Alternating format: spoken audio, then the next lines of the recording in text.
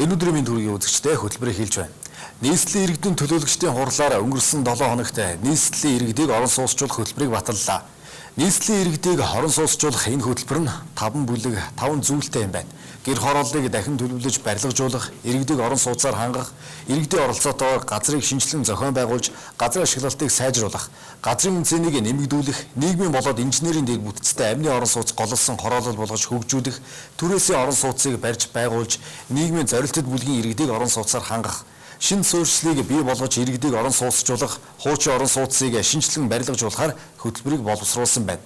Хөтөлбөрийг энэ оноос эхлээд 2018 он хүртэл 2 үе шаттайгаар хэрэгжүүлэх юм байна. За нийслэлийн иргэдийг 5 бүлэг ажиллаар орон сууцжуулах хөтөлбөрийн эхний 3 нь хэрэгжээд явж байгаа. Харин нийслэлийн орон сууцны корпорац байгуулах, хуучин байруудыг шинчилж барьж байгуулах нь энэ оноос идэвхжих ажлууд болох нэ.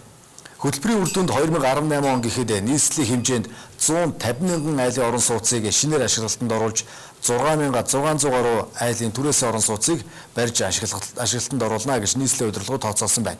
За нийслэлийн гэр хороолол нь Улаанбаатар хотын нийт газар нутгийн 55% нь төлөвлөлтгүйгээр тэлж иргэдийн цэвэр эрүүл аюулгүй орчинд амьдрах үндсэн эрхийг зөрчиж байгаа нь гэр хорооллын дахин төлөвлөлтийн төслийг эхлүүлэх болсон үндэслэл болсон. За энэ төслийг хэрэгжүүлэх ажлыг зохион байгуулах нийслэлийн гэр хорооллын хөгжлийн газрыг ч бий болгочод байгаа. За Улаанбаатар хотын нутаг дэвсгэрийн 4618 га талбайг дахин төлөвлөлтөнд хамруулахаар ерөнхий төлөвлөгөөнд тусгасан. За өнөөдрийн байдлаар 21 байршилд иргэдийн санаачлах оролцоон дээр тулгуурлаж, тохиролцох, зөвшөлдсөх зарчмаар төслийн ажил эхлээд явж байна.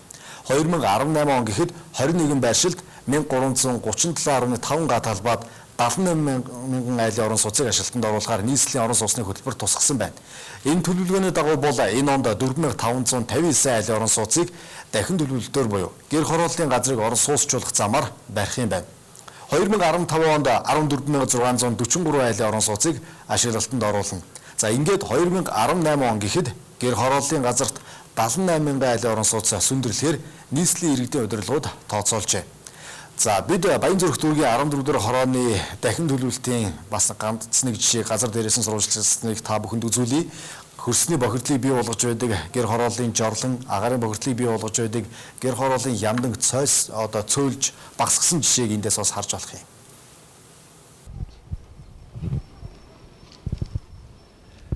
Дахин төлөвлөлт буюу гэр хорооллын айл өрхийн газрыг орон сууцжуулахын төсөл өнгөрсөн онд идэвхтэй эхэлсэн. Баянзүрх дүүргийн 13 14 дугаар хороонд гэхтэл өнгөрсөн хугацаанд хагас жилийн хугацаанд 110 жорлон 270 гаруй янданг цөөлсөн байна. Ингэж хэлдгийн учир нь эдгээр айл өрхөд бол газраа орон сууцаар сольж үн хөсөө тохирсон гэсэн үг. За энэ ажлын бас нэг ярвигтай ажил нь бол нэг айлтаа 3-аас 4 сар тохиролцдог ийм хүндрэлтэй байгаа байдлыг бол энэ хувийн хвшлийнхэн учирлаж байна. Учир юу вэ гэхээр өнөөдрийн зах зээлийн үн ханшнаас 5-аас 10 дахин өндөр үн ханшийг хийх айл өрх бас цөөнгөө байгаа юм. За жишээ нь та бүхэн харж байна. Энд 2-оос 3 айл үлдсэн байх жишээний. За мэдээж эзэн юмаа мэдээж иргэн усаа хашдаг ч гэсэн зах зээлийн үн ханшнаас нэлээд өндөр үн хилдэг гэдгийг барилгажилтыг явуулж байгаа хувийн хвшлийнхэн учирлаж байгаа юм. Энэ бол нийслэлийн дахин төлөвлөлтөнд бас баггүй цаг хугацаа авдаг ажил болж байгаа юм. Сайн байцгаана. Энэ хорооны иргэд тийм. Энэ орон сууцжуулж байгаа дахин төлөвлөлтөнд хамрагч байгаа юм. Манай ахаар одоо өвөл нэг тийм гэрээ контракт хоёр орж ирчихэл тэрнээс ашигласаа чимээгүй л байна. Танах аль хорооны? Манай 14 дугаар хорооны консультант. Та гэрээгээ хийцэн. Гэрээ хийгдэг байгаа. Одоо яаж гэрээ хийж болж байна? Газраа яаж үнэлнэ гэж байна? Таны газар ямар хэмжээтэй газар вэ? Манайс 423 м квадрат. 0.7 арай хөрөхгүй тий. Тэний энэ манай дүүг хинтер бол ерөөхдөө бас гэрээ хийгдэг үл байна. Ерөөхдөө ойр орчмын айланд нь бол нүгөө явцаацсан байна лээ. Бас гэрээ дээр нь тохирохгүй байгаа шиг лээ. Үнэ ямар үнэ ханштай хэлж байна? За энэ дүүгийн ханшаар бол ерөөхдөө 2-3 айлын газар байгаа үг нь. Тэгээ тэр болохоор 2-2 байр 3-2 байр гэсэн баг. Тэгээ гаражтай 3 байр гэсэн юм. Тэгээ гараж нуттайгаа тэгээ дээр нь 350 төгрөг гэсэн ийм хүн яригдчихсэн. 0.7 3 айлын газар уу? Тий 3 айлын газар. Манайхаар бол яг тодорхой юу яригддаг л байна. Та газраа ямар байдлаар үнэлье гэж бодож байна? Би одоо 350 мянга л үнэлж байна метр квадратын. Тий. За ерөөдөө нэг 300-аас идэр болж байна уу да тий. Тэрхүү хугацааны л. Саналаа бол хэлсэн байгаа юу? Тэгээ саналаа бол өгсөн байгаа. Уул нь бол энэ хавьд нэлээд идэвхтэй явж байгаа шиг байна тийм ээ. Тэгээ энэ аваар ерөөхдөө одоо энэ навийн айлууд ерөөд нэлээд орчаал юм л да. Та газар хэдийн хэмжээний байраар мөнгөөр солино гэж бодож байна. Гүгөө нэг тохиролцоол явахад юу яасан л та 200 м квадратл гэж юу лээ 2 байр мээрэл гэдэг тохиролцол газар ч юмтай болсон юм чи. Тэгж л бодож. Санал ол өгсөн байгаа юм тийм. Тэг өгч нөгөө манай аюун ч юм болохоор одоо энэ нь болохоор моннис авсан юм билээ. Хойдлынх нь болохоор юу лээ бүрд компанид нь манайхан орсон байхгүй юу? Одоо ч нөгөө одоо бүрд тийшээ. Бүрд компани чөлөөлөд эхэлсэн юм байлээ тийм ээ. Нөгөө цаатлын дэрэн гэсэн юм. Бүрд компани чөлөөсөн гэхдээ сая өчтөрлөө урчтөр нэг газараа тэгшлээ. Тэгээд одоо барайгаа дараа жил барьж чадах уу? Тэмцлээ тэр худлаах. Нийслэлийн иргэдийг орон сууцжуулах хоёр дахь арга нь Батүл даргын хамгийн их ярьсан амьды орон сууц юм. Гэр хорооллын газар нутгийн 90 орчим хувийг буюу 4157 га газрыг гэр хашааны газар эзэлдэг. Нийгмийн үйлчлэгээний байгууламж нь 5.5%-ийг л эзэлж байна. За орон сууцнд амьдардаг иргэдтэй харьцуулаад харах юм бол 4 дахин бага нийгмийн үйлчлэгээний байгууламжтай байгаа юм. За учирээс гэр хорооллын сонгон хайрхан дүүрэг, Баянгол дүүрэг, Чингэлтэй дүүргийн гэр хорооллын 133 га нутаг дэвсгэрт хийсэн судалгаагаар 84 га газар нь өмчлөл эзэмшлийн сул талбай байна. Өөрөөр хэлэх юм бол нийслэлийн өмчид байгаа сул талбай энэ 3 дүүрэгт гихтэл 84 га газар байгаа юм. За тиймээс нийслэлийн болоод иргэдийн өмчлөл эзэмшилд байгаа газар амны орон сууц барих дэд бүтцийн ажлыг өнгөрсөн оноос бас эхлүүлээд байгаа. Дараагийн ажил нь түрээсийн орон сууц хөгжүүлэх замаар нийгмийн зорилттой бүлгийн иргэдийг орон сууцаар хангах ажил юм. Улаанбаатар хотод 2013 оны жилийн эхний байдлаар гихтэл 40 мянган айлын орон сууц түрээссэн байдлаар амьдарч байна. За өнөөдрийн байдлаар орон сууцны байршил зэрэглэлээс хамаарч нэг өрөө байрыг иргэд 300-аас 500 мянган төгрөгөөр түрээслэж байна. Хоёр өрөө байрыг 500-аас 750 мянган төгрөгөөр түрээслэж байна. За манай улсад түрээсийн зах зээл маш хязгаарлагдмал учраас үнэтэй ч байна. Ийм учраас Улаанбаатар хотын ерөнхий төлөвлөгөөнд 2016 он хүртэл жил бүр 1000 айлын түрээсийн орон сууцыг барьж байгуулах, 2017-оос 2020 онуудад жил бүр 2000 айлын орон сууцыг түрээсийн зориулалтаар төрөөс барьж байгуулахаар тусгасан. Орон сууцчлах 4 дахь ажил нь нийслэлийн хувьд цоо шин буюу нийслэлийн орон сууцны корпорацийг байгуулах явдал юм. Энэ нь орон сууцны урьдчилгаа төлбөр 20-30%-ийг бэлнээр төлөх боломжгүй иргэдэд зориулсан үйлчилгээ гэж ойлгож болно. Тодорхой орлоготой цалинтай иргэн өөрийн орлогоос 3-5 жилийн хугацаанд авах байрнаас хамаарч сар бүр тогтмол мөнгийг нийслэлийн орон сууцны корпорацийн санд төвлөрүүлж урьдчилгаа мөнгөөр бүрдүүлснээр байранд орох боломжтой болно. За ингэж иргэдээс сан бүрдүүлж гадна дотны хөрөнгө татснаар 2018 он гэхэд 80 мянган айлын орон сууц сургууль цэцэрлэг дэд бүтэц ногоон байгууламжтанд цогцоор нь барьж байгуулна гэж нийслэлийн удирдлагууд тооцоолж батллаа. За 5 дахь ажил нь хуучин баригдсан орон сууцнуудыг шинжилж барилгажуулах ажил. 2016 он гэхэд 4600 айлын орон сууцыг дахин шинжилгээр төлөвлөжээ. Ингэхдээ хувийн хвшлийнхэнтэй хамтран ажиллана гэж хөтөлбөрт тусгасан байна. Энэ онд гэхэд 1178 айлын орон сууцыг шинжилж барих юм байна. Орон сууцчлах хөтөлбөрийн нарийн ширээнийг нийслэлийн орлогч засаг даргаас бид хэдэн ормын дараа тодруулж та бүхэнд үзүүлэх болно.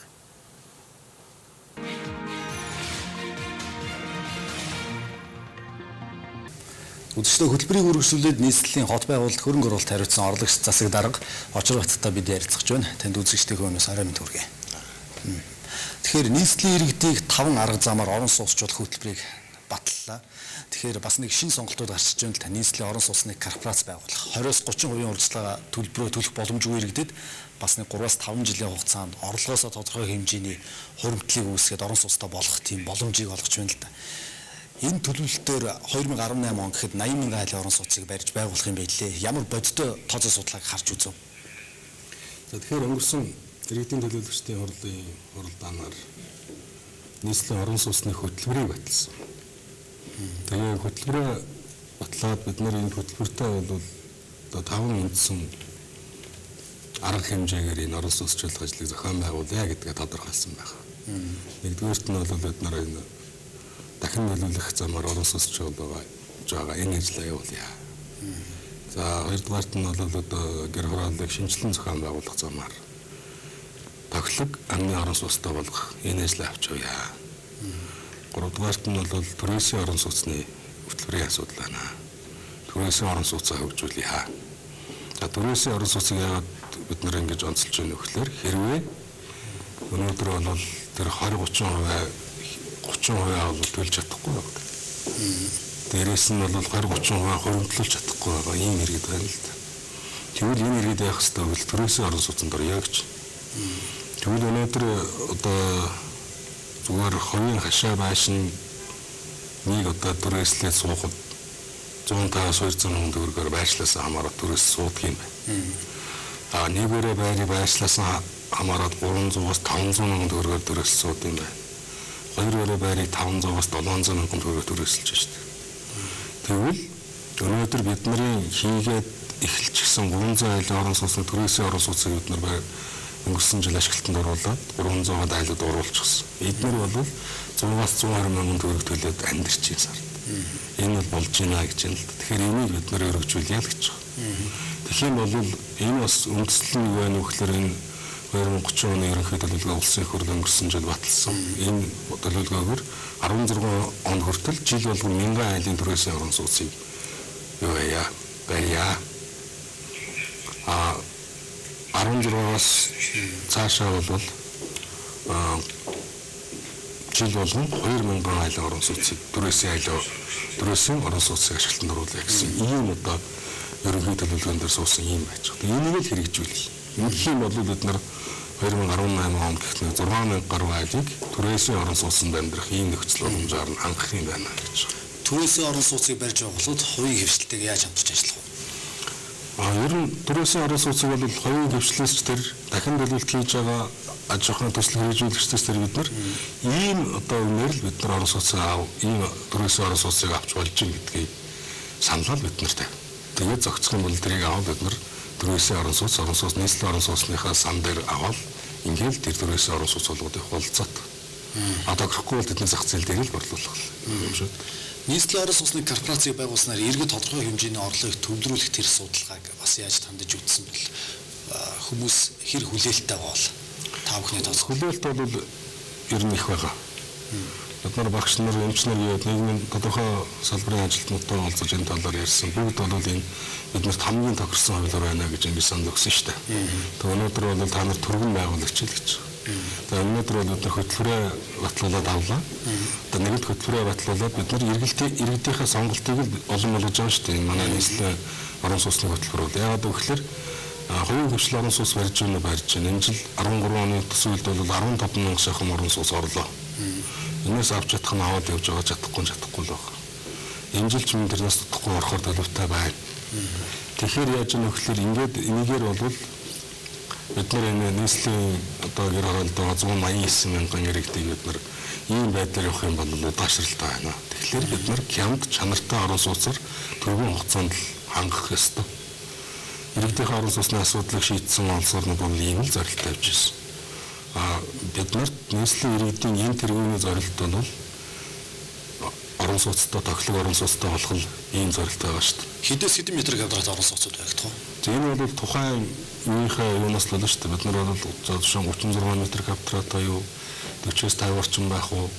За 60 метр квадрат юу? За ер нь бол ийм одоо эхний хэрэгцээг л хангах юм сууцуудыг нийлүүлэх ёстой. Тэгээд хүний орлогын түвшин, амьдралын түвшин дээшлэх тусам тэрийгээ сайжруулах явах ёстой шүү дээ. Бид нар шууд тийм одоо лагшаар орон сууцаар хангах бизнес хийж болохгүй шүү дээ. Багадаа бол 25 метр квадрат уу? Хамгийн багадаа.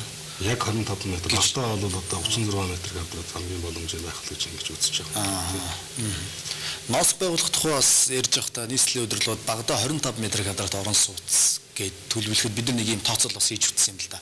25 метр квадратаар 80 мянган айл орон сууцыг барих юм бол хэдийн хэмжээний өртөг зардлаас гарахаар байна гэдгийг тооцоол бас хийж үтсэн бас танд цугс харуулъя. Тэгэхээр 80 мянган метр квадратыг 25 метр квадратаараа үржүүл за 2 сая орчим метр квадрат орон сууц барих хэрэгтэй болно. Тэгэхээр 2 сая гэдэг бол нийт барилгын талбай 70 орчим хувь тийм ээ. Тэгэхээр нийтдээ бол нэг 2 сая 857 мянган метр квадрат барилга барих хэрэгтэй болж байна. Тэгэхээр метр квадратыг бас нийслэлийн удирдлагуудын эхэлж мэдээлж яснаар бол 1 сая орчим төгрөгөөр буян тухай шиг барина гэсэн. Тэгэхээр 2 их 80 797 орчим тэрбум төгрөгийг яаж босгох хэрэгтэй вэ? Шаардлага гарч иж байна л да. 12 тэрбум төгрөгийг бол сар бүр 150 мянган төгрөг гээд хоримтлуулах юм бол 5 жилдээ бол 60 тэрбум төгрөгийг бол иргэдээс хоримтлуулж болох юм байна. Цаана энэ хэмжээний мөнгийг яаж босгох вэ? Хамгийн багаар бодож байгаа шүү дээ. Мэдээж тэгэхээр гаднаас бонд босгох нийслэл өөрийнхөө нэр дээрээ ингээд хөрөнгө татах асуудал сөхөгдөн л да засгийн газар баталгаа гаргах хэрэгтэй болно. Тэгэхээр бол энэ 60 тэрбум төгрөг гэдэг бол бидний тооцоо одоо ерөнхийдөө дүүж байна.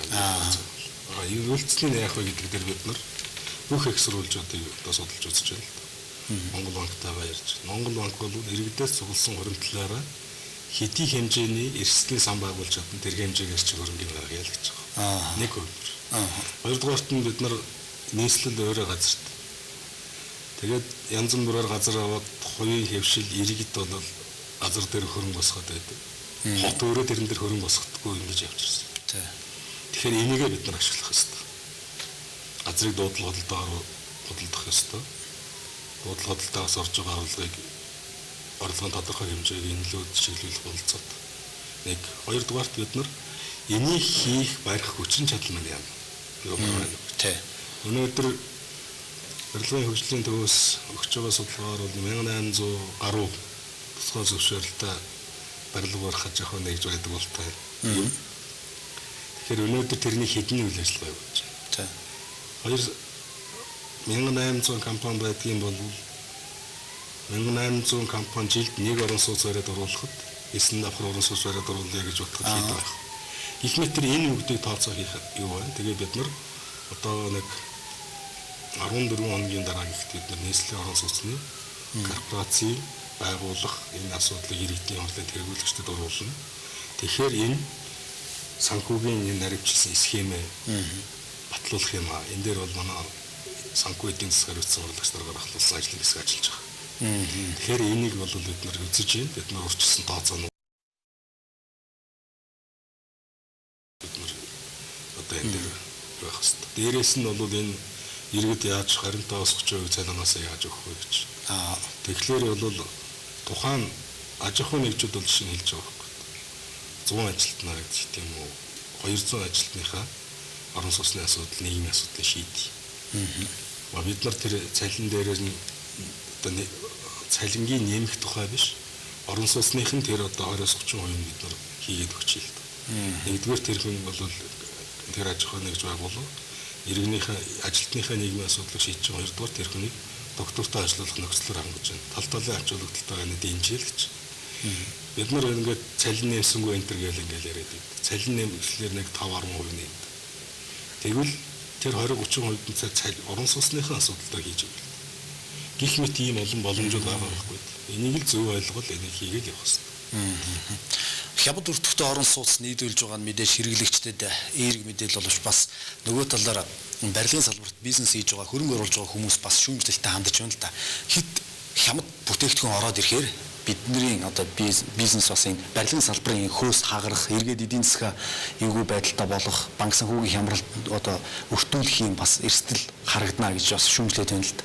Энэ талыг яаж харж байна? Тэгэхээр Монгол банк бол эднэртийг бол та нар зах зээлийн эвдэхгүйгээр үйл ажиллагаа явуулах гэсэн. Зах зээлийг одоо эвдэх тийм ямар нэгэн үйл ажиллагаа явуулахгүй явах юм бол бид дэмжиж гэж байгаа байхгүй. Жишээлбэл энэ одоо чанаргүй материал энэ төрлийн шүүмжилдэг. Одоо цементийн асуудлыг ерөнхийдөө манайхаа өөрөө шийдэж байна. Бусад одоо төвөмөл тархацтай энэ одоо барилгын материал болдог юм шиг бүгд эндээ байж байна. Энийг л одоо хэлбэр аргаар тээвэрлэлт багтаач гэдэг юм уу ийм байлгаар ирээлт. Энийг бид нар зохион байгуулалт энийг л зөв хийж чадах юм бол энийг буулгах болцоо байгаа шүү дээ. Түүнээс биш бид нар ингээл амд амжаал өнгөцсөн шүүмжлэл суугаад байх юм бол юм хийж чадахгүй. Тендер зарлах юм уу? Гадна дотны барилга барих хөрөнгө оруулагч нарт бас яаж хандах вэ? Яаж хамтарч ажиллах вэ? Тэгэхээр энэ орон сууцны нөгөө би түрүүн нэг бүтээгдэхүүн нь бол нэг арга хэмжээ нь бол юу гэхээр одоо сул байгаа газар дээр шинэ хотхон хорооллыг барья л гэж байна. Энийгээ бол тэр хорооллоор нь олон улсын нээлттэй тендер зарлаж байна. Тэгэхээр хөрөнгө оруулагчд бол 2-3 байшин барьна гэж манад хөрөнгө оруулахгүй шүү дээ. Тэр бид нар бол эхлээр юу гэхээр нэг 3 жилээс 5 жилийн одоо том төсөл хэрэгжүүлэхээр тендерт оролцдог юм байна л. Тэрийг татаад ороод өрх тэрийг л хийл гэж байна. Дахин төлөвлөх амьды орон сууцчлах ажлууд ямар шатанд явж байна? Энэ ондоо төлөвлөгөө юу вэ? За дахин төлөвлөлтийн ажил бол бид нар өнгөрсөн жилийн 3 сараас эхлүүлсэн. Өнгөрсөн жил ажиллаа эхэлсэн аж ахуйн нэгжүүдийн төрүүчийн төсөл хэрэгжүүлэгч байгууллагуудын төрүүчийн орон сууц бол энэ жил ашиглалтанд орно. Одоо манай төсөл хэрэгжүүлэгчд бол ихээхэн одоо эрсдэл хүлээж энэ ажилд бол сэтгэл жолууд нь орцсон одоо ажил нь явж байна. Та бүхэн мэдж байгаа бид нар 4 сард бүгдэн гэр нь явж бодит байдлыг харуулсан. Ажил эхлэх босгон дээр ямар байдалтай байна вэ гэж.